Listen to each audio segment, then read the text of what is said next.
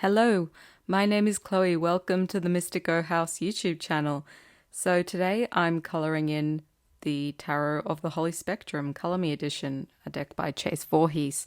So this is a very interesting deck. I sell it in my shop and I've had a few people ask me about how I would colour it and what mediums would work with it. So I wanted to take you on a journey with me today to explore all of that, to give you some ideas and inspiration so that you can, colour along with me if you like.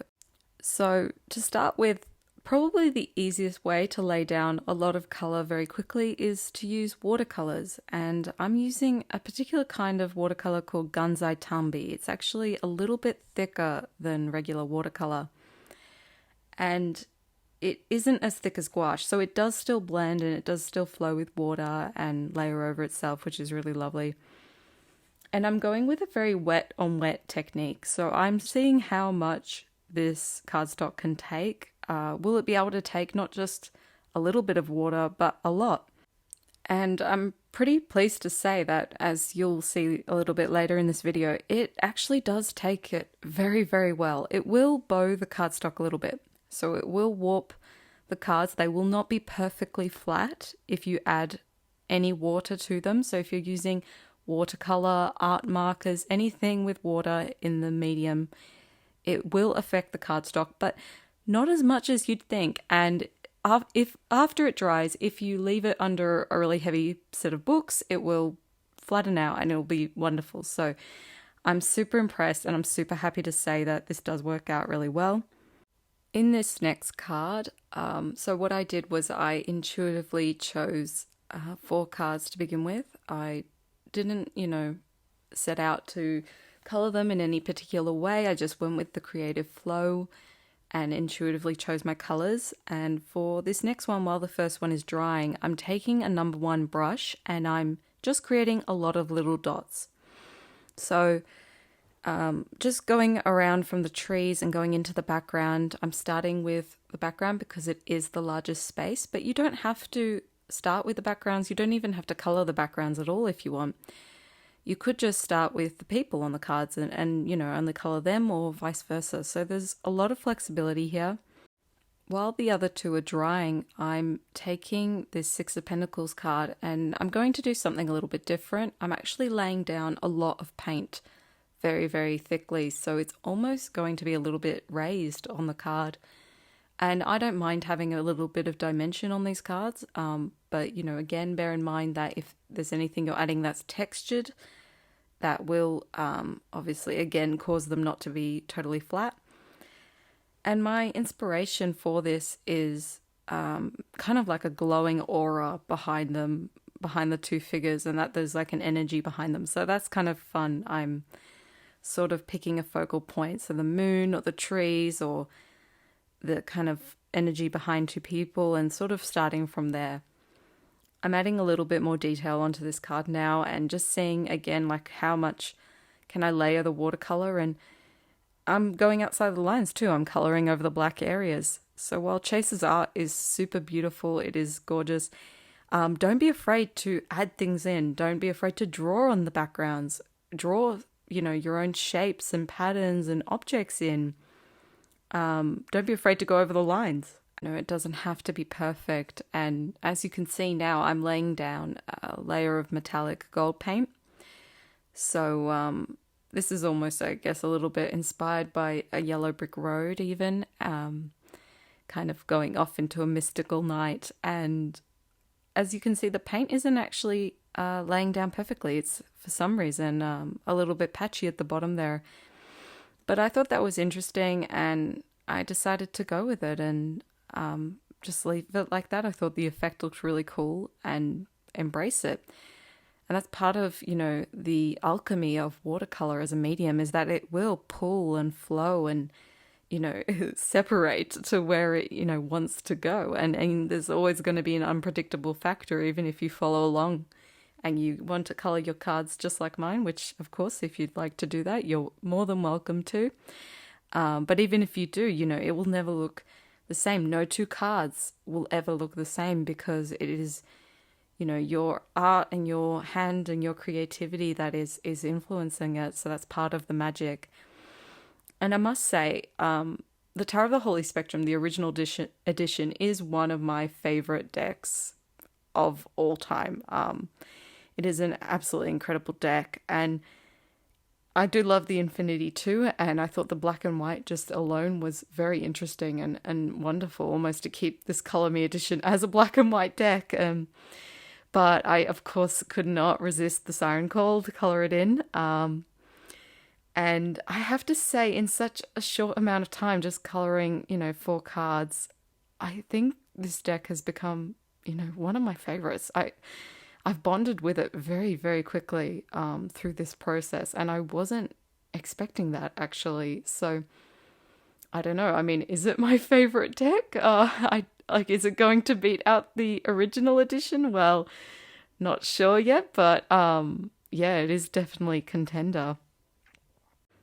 So now I'm going in with, while that first one is drying, I'm adding in some more dots to this second Page of Pentacles card here. So I'm not sure why. It was just, I intuitively chose my colors. I didn't have any plans when I set out to color this. I just, followed along with the flow. And if you are new to tarot, if you're not familiar with the cards, it may be worth referring to a guidebook or having a look at what the cards mean online before you color them, just so that you can kind of orient yourself and kind of ground yourself before you begin sort of the creative process, because I think this really does connect you deeper with the cards. But there doesn't have to be any rules about it. You can just follow your intuition. You don't have to color them in a particular way or choose certain colors. It's just whatever calls to you. Now I'm going in with a Posca pen. So this is actually an acrylic paint pen, and I'm adding in highlights because if you look at your favorite artworks, you'll probably notice a lot of them have, quite a contrast, a real distinction between the very dark areas and the very bright areas. And it really does make things pop to add white as a highlight. It really catches the eye. And I'm even drawing some little stars on the moon, but later on you'll see I kind of color over them so they sort of disappear. But it does kind of help just to really pull your focus in. And I'm, again, just using my fingers to rub and smudge it in. I'm not being precious about this at all. I'm, just kind of seeing, again, a little bit, what can this take? Like, how many layers of paint and watercolor and paint pen, what can it actually take? And I was, very, very happy to say that it totally does work. If you're new to coloring and all of this looks like it's a bit much, I do sort of go from most complicated to least complicated. So towards the end of the video, there are some simpler ideas that, don't have as many steps involved. But as I was kind of going, I just really was losing myself in this process. And now I'm actually going around the letters of the Roman numerals. And that's actually one thing I do want to point out, is that you may want to, depending on the card, to keep the titles and the numbers clear. You may not want to color over them, just so that you can easily read the tarot cards. So just bear in mind, when you're slapping down paint, that, you'll want potentially not to cover them up. So what I'm using now is called Stickles. It's actually a glitter glue. And I've had these for ages. So I've been crafting and doing coloring as a hobby for a very long time. And these are fantastic. They don't dry out. They are just glitter glue, and it's just a really cute touch. And you're probably wondering, what the hell? You've got paint, metallic, watercolor. Like, why do you need more? You need more glitter? What is going on? But I am just totally enjoying the process at this point. And I'm being very extra, and actually probably a little bit inspired by a tarot deck artist called Carol Herzer, who adds glitter, and she adds neon and all these amazing details to her hand-painted decks.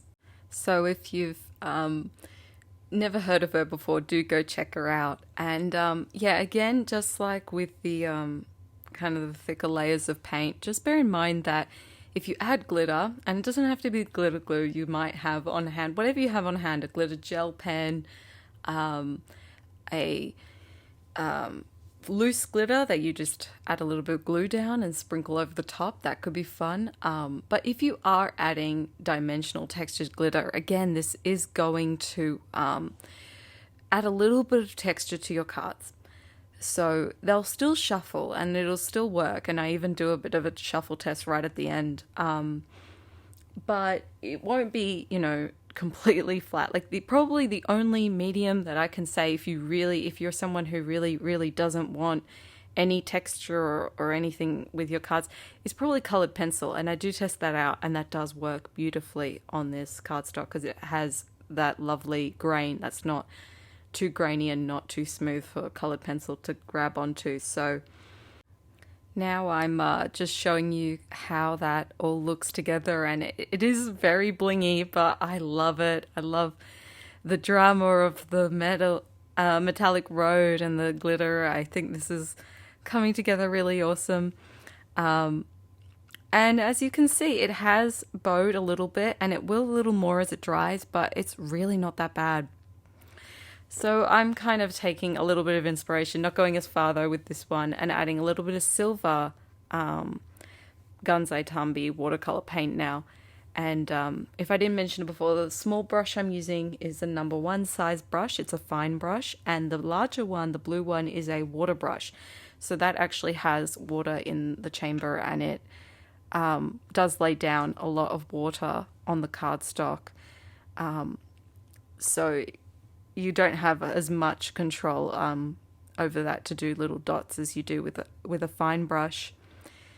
And this again is just, really just getting lost in the process. I think it's so important to allow yourself creatively just to create things for the sake of it, to not worry about how it's going to turn out. And that's a big deal, creating for the creative process versus creating for a product or an end result.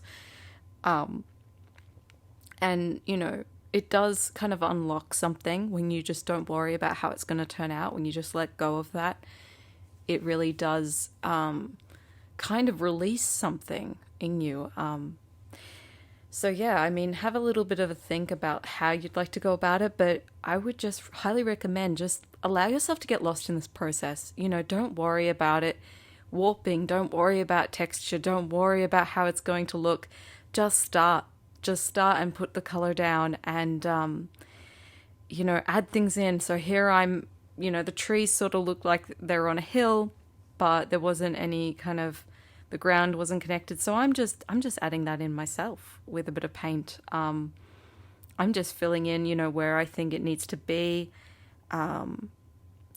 Just again, I am going to kind of intentionally not cover up that Page of Pentacles completely, just sort of using my finger even to kind of reveal that and push the paint around a little bit, just so that that title area is free.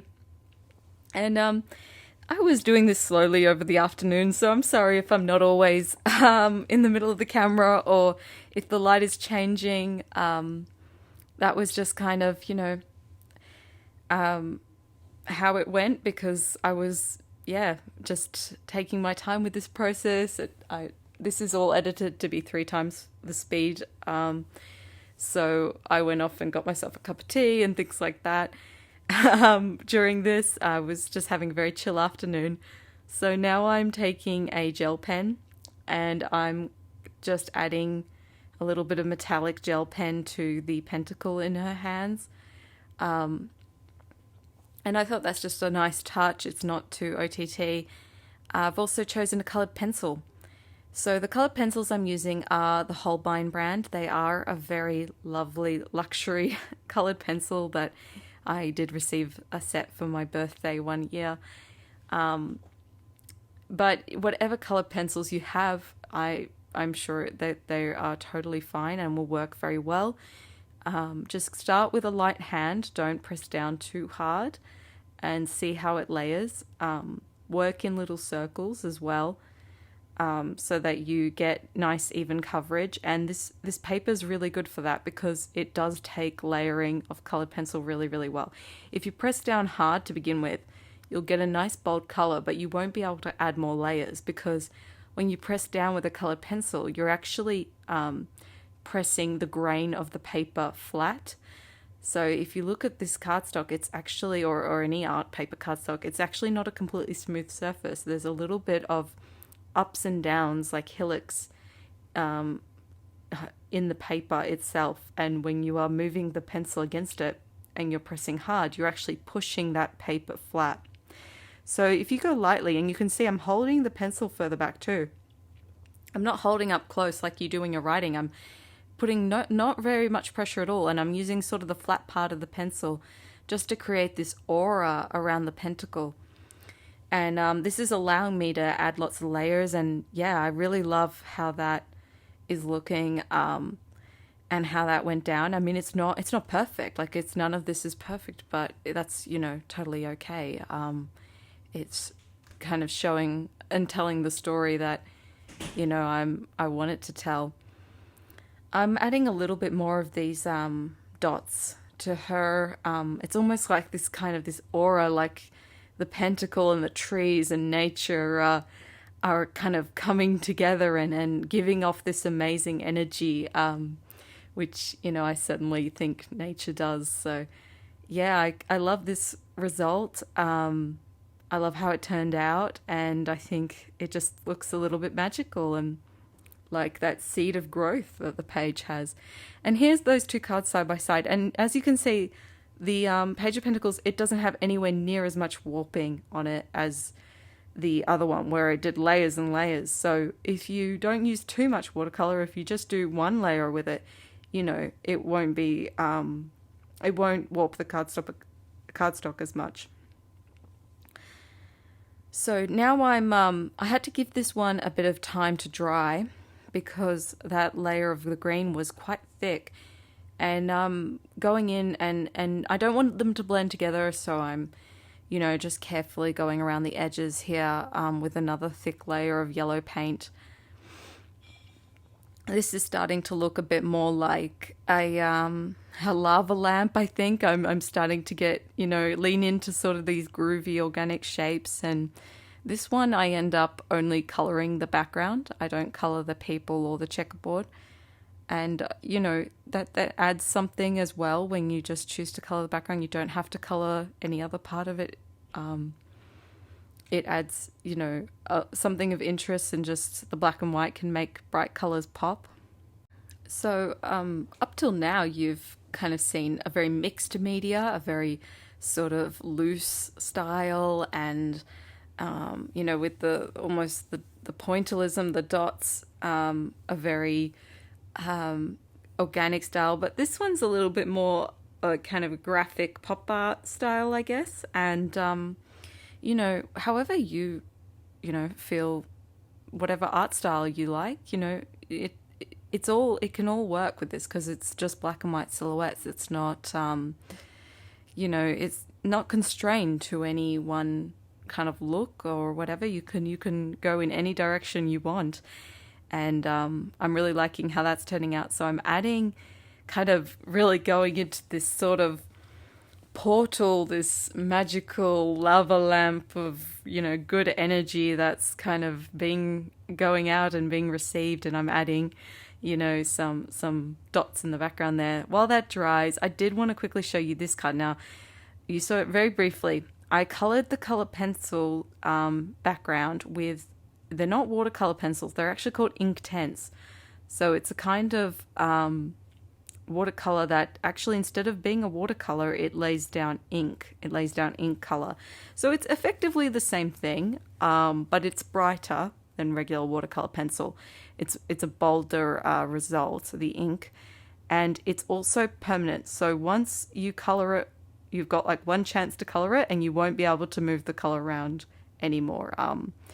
So you kind of end up with what you end up. And these Inktense pencils are a really, really easy way to just, I chose 3 colored pencils, and I layered them lightly all over the background, and I added my water brush and I just went in for it, and that was, you know, such a quick result, and it worked out really, really well. And I do nothing else to that card. I leave that card as is. You could color the whole deck that way. You could just add colored pencil to the backgrounds, or you could add watercolor pencil or Inktense pencils and activate them with a water brush. And, you know, you don't have to add anything else to it. You know, that to me worked out perfectly. Like, this is a little bit more elaborate, but that other idea, you know, was very simple and, you know, very fun and very, like, interesting, because, you know, you don't know how it's exactly going to turn out, you know. But here, yeah, I'm going in with red now. So as each layer dries, I kind of rotate between the cards. So I knocked out a few cards in one session, which is quite fun by swapping between them. Definitely will take time to color the whole deck in. If you're enjoying this video and you'd like to see me color more of these cards in this deck, and if you'd like me to turn this into a series, let me know, because that could be really fun and interesting. I've got a lot of ideas. I've also got a lot of different mediums to test. We can just keep throwing things at this cardstock and see what it takes. I'm happy to do that and kind of come up with some different ideas as well, to give you guys some inspiration. So yeah, if you do want that, let me know in the comments. Yeah, so this is a fun thing of just choosing really bold and graphic colors. Color is very interesting. I tend to associate warm colors with the pentacles and the wands, and cool colors with the cups and the swords. But as you can see, I don't always stick to that. You know, I did a very cool tone blue and green color choice for the Page of Pentacles. This ends up being, I think, a little bit on the warmer side, so that kind of makes sense. But, you know, I don't have any rules, and it is interesting, though. You may want to kind of tap into whatever associations you have with the cards, you know, in what to add, or if you want inspiration on where to begin, you know, you might look into kind of chakras, you might look into planetary correspondences, astrology correspondences,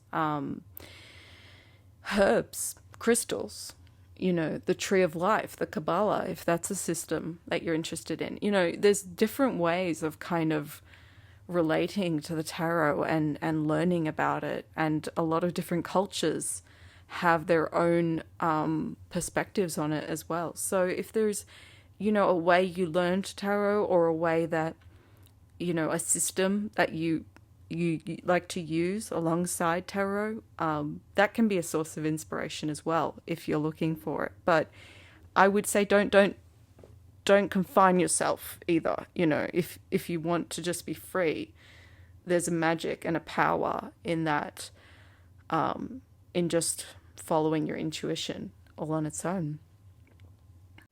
So when I started, I didn't know where this is going, but kind of it is definitely taking on a lava lamp kind of look as these organic shapes merge and morph into each other. So this is quite a fun card. And now that those other two have dried, I did just want to show them and kind of show what they look like after the paint is fully dried. There's another card that doesn't have the backgrounds in black, so you could do the opposite of what we did. Instead of going for the background, you could just color in the figure and, you know, do the reverse. And again, you know, here's that magical glittery goodness of that cups card, and here are, you know, kind of the more graphic and bold colored cards. And I did color the rest off camera.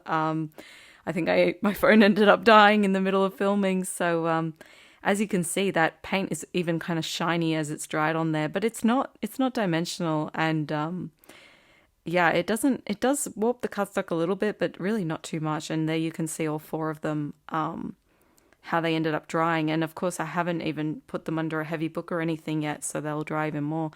I'm just doing a little test where I shuffle them into the deck. I just quickly edited that where I shuffled the deck quite a bit just so they'd be in there, and they do shuffle in fine. So thank you for watching, and I'll see you in the next video.